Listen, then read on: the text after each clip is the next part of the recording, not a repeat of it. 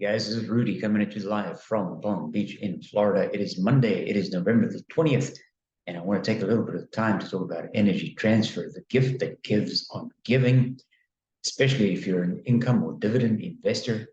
You probably like a stock like energy transfer. I'm not sure if you necessarily would have energy transfer as your first pick, but there's certainly a lot to like about energy transfer.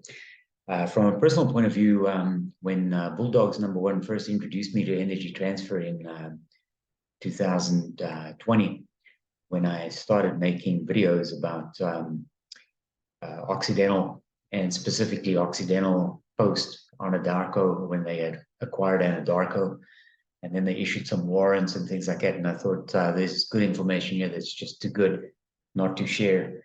And then Bulldogs #1 on our channel said, hey, Mr. Oxy, why don't you take a look at energy transfer?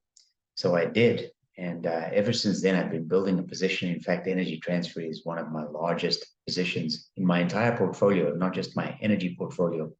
So let's take a quick look here and see what's going on with energy transfer. Firstly, you need to know it's a limited partnership, and many people don't want to or cannot invest in limited partnerships. When I say don't want to, people sometimes say, it's too much trouble, more trouble than it's worth at tax time, because they're going to issue me a K1 and it's going to complicate my taxes if you're a US tax person. Cannot is applicable to some jurisdictions where people simply cannot invest in limited partnerships because they become a partner of a US firm. If you are able to buy energy transfer, you can buy it for about $13.50. It's not a small company. It's a mid-cap value stock with a market cap currently of around $45.6 billion.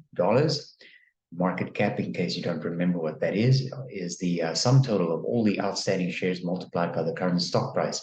So the market price goes up or down as the stock price goes up or down.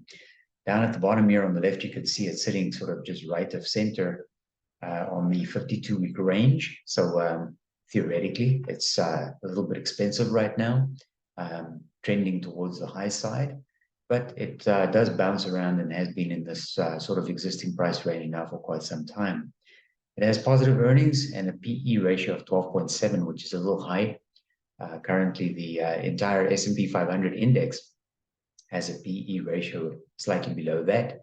And for sure, there are many energy companies and energy type companies that you can buy that has a PE ratio of even half of energy transfer. So if you use the price earnings ratio as an indicator or benchmark to tell you whether the stock is cheap and a good buy right now, then energy transfer might not be your favorite pick with a PE ratio of almost 14. One of the reasons why it is a top pick is because of this massive dividend. $1.25 on a $13.58 share is almost 10% currently. And that's one of the reasons why you can view energy transfer as a high interest bearing savings account. On the chart here on the right hand side, you can see it's generally outperformed most of the indices except for the tech index, the NASDAQ, which is obviously heavily tech weighted. But otherwise, it's sort of been there or thereabouts in terms of the performance of the three major indices in the United States for the past year or so. Currently, TipRanks has energy transfer and outperformed 9 the ratings, and the summary that is below the outperform rating or the smart score from TipRanks is predominantly green. Obviously, there's a red line. Probably like me, when you see a red line on your portfolio, it immediately attracts your attention like a magnet, right? What's going on here? But anyway, no big deal. It's just hedge fund activity. Other than that, it's pretty good, you know. So currently, as I said, the stock price is around $13.50, and the analyst consensus is a price target of about $18. In fairness, though, they've had a price target of about $18 on energy transfer for about 2.5 years. Insiders are buying. The news sentiment, not for what it's worth, not that it matters much, 100% bullish. More important, down below, the technicals and the fundamentals are both strong and show positive momentum. So that's all good. So let's take a quick snapshot dive here into the valuation analysis.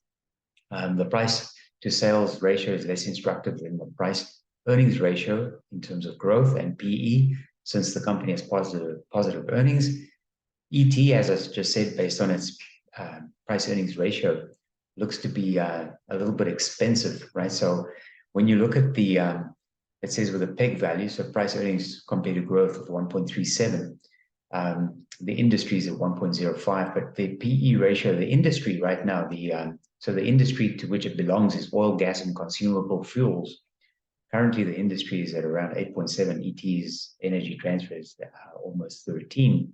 So there are lots of better buys than energy transfer. So if you're a long energy transfer, almost right now, I can boldly say, hold and just collect the dividend.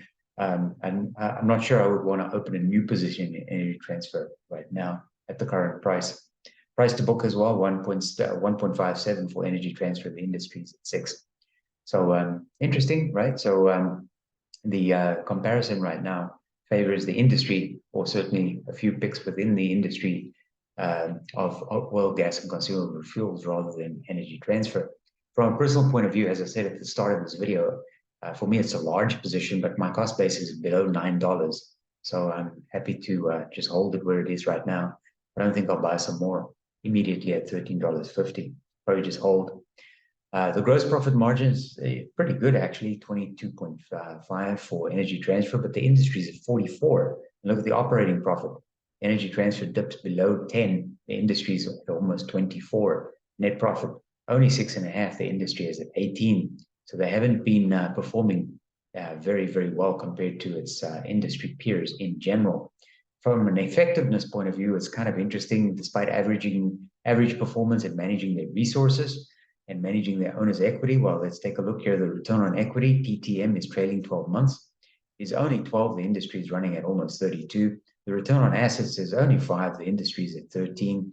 The return on investment is only 6. The industry is at 17. So collectively, what I'm sharing with you doesn't look like a buy. It looks like a hold, right? So if you have energy transfer in your portfolio, you can hold it and just collect the 10% dividend. I don't think we're going to see the 18 price that the analysts predict anytime soon. Maybe over the next couple of years or so it's possible, but not anytime soon. So if it's in your portfolio, collect your dividends, just be happy. Don't worry too much about the share price. Debt to capital ratio is high, 54%. The industry is down to 32. So energy transfer, of course, been doing lots of acquisitions as well, which is quite interesting too.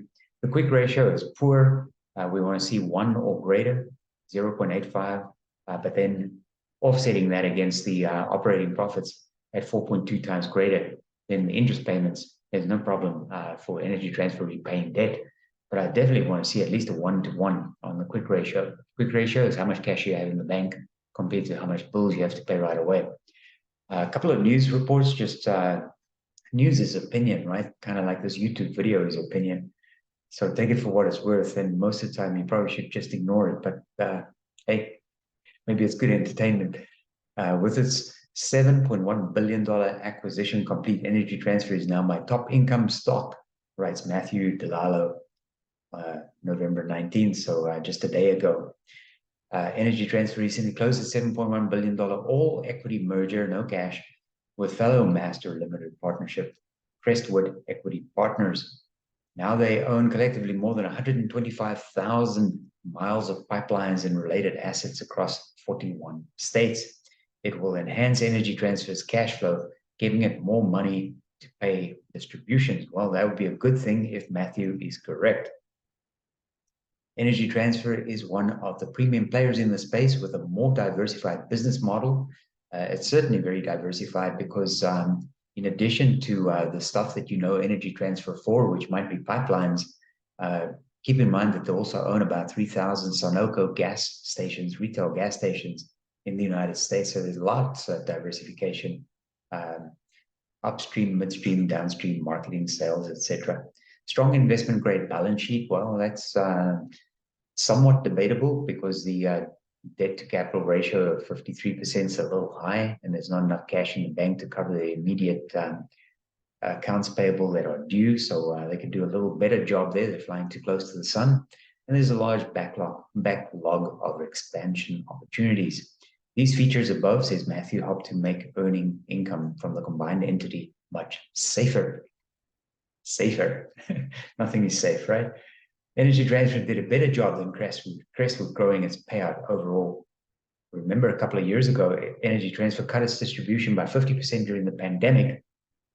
He misspelled pandemic here, to retain additional cash for debt reduction, and it slowly returned the payout to its pre-pandemic level as it reached its targeted leverage ratio. Yeah, I have been the recipient of that, so I can vouch for that. That is absolutely true and correct. It achieved that goal last year and has since set a target of increasing its distribution by 3 to 5% per year. Well, that's pretty good news too. This is an analyst report from CFRA. They have a more realistic price target of around $15 over the next 12 months. They've got a buy rating on it, 4 stars out of 5. I do not have a buy rating on it, so I don't share that one. CFRA. This is Stuart Glickman from CFRA. I actually would say it's a hold, not a buy. When you look at the left side here in the center of the screen, it says $10,000 invested 5 years ago would be worth $14,000 today. That's a horrible underperformance for someone like me. I'm looking for approximately 15% per year, which is just math. It's not greed. At a compounded growth rate of 15% per year, you can actually double your investment every 5 years, which means $20,000 should have or would have or could have been worth $20,000. However, this number here does not take into consideration dividend reinvestments. And for Energy Transfer, I'm enrolled in a DRIP, a dividend reinvestment plan, which automatically reinvests all my dividends into new stock or more stock.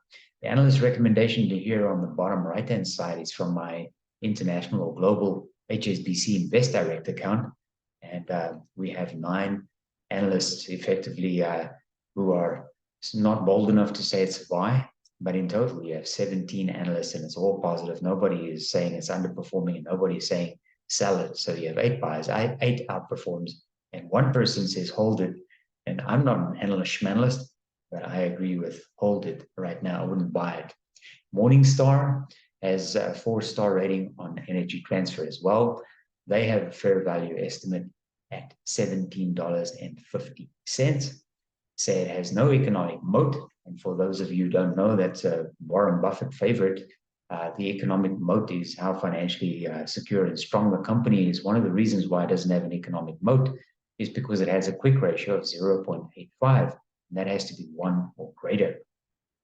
The fair value, $17.50.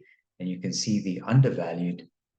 Well, if it is light blue, it's undervalued. It's been undervalued for a long time here. We're going back to 2018. So for 5 years, they've already said this stock is undervalued and still it hasn't popped. The bulls say, and I've just highlighted a couple here for bulls and bears. The bulls say Energy Transfer is diversified across markets. I talked about that. Different commodities. I talked about that briefly. And geographies, giving the company access to many large customers. Energy Transfer is well positioned to benefit from our outlook for growing natural gas liquid exports. I think both those things are true, and that's a good thing. The bears say Energy Transfer has historically been active in the M&A market. Of course, of late, they've been doing that again, as I've just shared with you, exposing the firm to a risk of overpaying for growth, as the Enable transaction demonstrates. That was a recent one prior. Rising interest rates could make Energy Transfer's distribution less attractive as fixed income alternatives and raise the company's cost of capital. Now, of course, rising interest rates affects everybody in a negative way. Energy Transfer has acquired Crestwood in the past decade. Energy Transfer has built itself into one of the largest midstream energy companies with an unenviable network of natural gas infrastructure, primarily in Texas and the U.S. mid-continent region. Energy Transfer has both contributed to and benefited from the U.S. shale oil and gas boom, which will continue for about another 30 to 40 years or so, and perhaps even beyond that.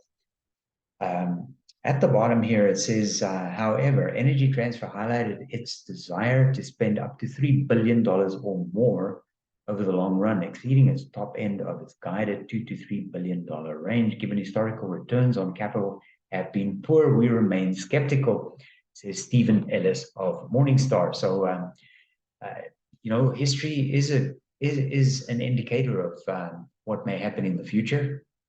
And Energy Transfer has been growing in leaps and bounds, primarily inorganic growth, right? There are only 2 ways that you can grow your company. The one is organic and the other one is inorganic. The two are not the same, right? So if you grow your company organically, you're basically growing as sort of one client at a time, one sale at a time. And if you grow your company inorganically, then you are growing your company through mergers and acquisitions and joint venture partnerships and things like that. Um, it's very difficult to argue whether one is better than the other. But what I can tell you from a personal case study point of view, I even wrote a little book on it. Uh, Mergers and acquisitions as a growth strategy do not always deliver shareholder value. So that's just a statement I can make with confidence because I've studied it in depth. Um, Arguably, it's better to grow your company organically, but it takes much, much longer. Anyway, what are your views on energy transfer? Let me know in the comments. I know many of you have energy transfer or otherwise stocks like energy transfer or limited partnerships or master limited partnerships in your portfolios. What do you think of energy transfer at $13.50? Is it a buy? Is it a sell? Or like me, is it a hold? Let me know. Look forward to chatting with you. Take care. Bye-bye.